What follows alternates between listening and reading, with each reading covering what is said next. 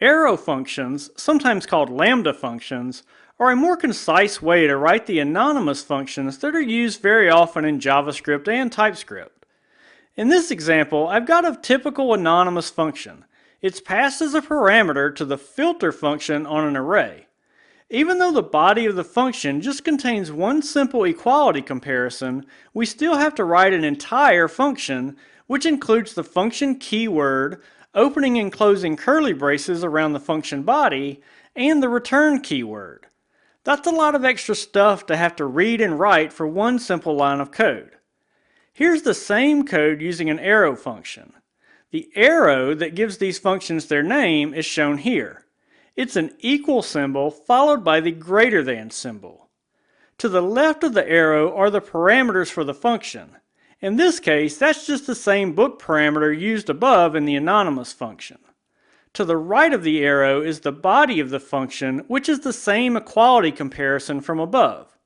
We don't have to use the function keyword, wrap the function in curly braces, or type the return keyword. The result is a much more concise way to write the same code. If you've never used lambda functions in another language, then this syntax probably looks a little strange and it may seem non-obvious what's going on. If that's the case, I just encourage you to give it some time. Experiment with writing some of your own.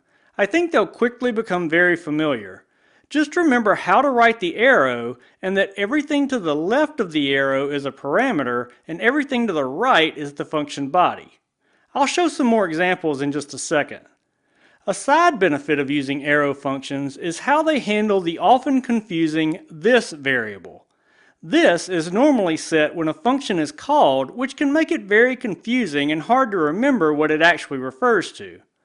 Arrow functions set the this variable when the function is created, not when it's invoked. We'll also look at that more in just a bit. Let's look a little more closely at the syntax for arrow functions. There are a few quirks to be aware of, and they're mostly related to defining the parameter list and function body. In this first example, I'm calling the forEach function on an array. It takes a function as a parameter which will execute once for each item in the array.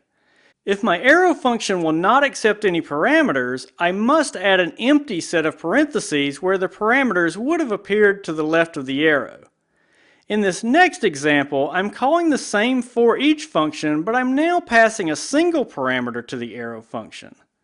This looks like the example from the last slide. Parentheses are not required if you're just passing one parameter. In the case when you want to pass multiple parameters to an arrow function, you're again required to wrap them in parentheses.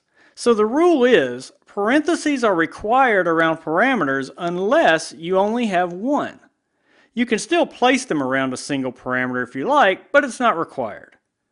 All of these examples have a very simple one-line function body. You can include more than one line if you wrap them in curly braces.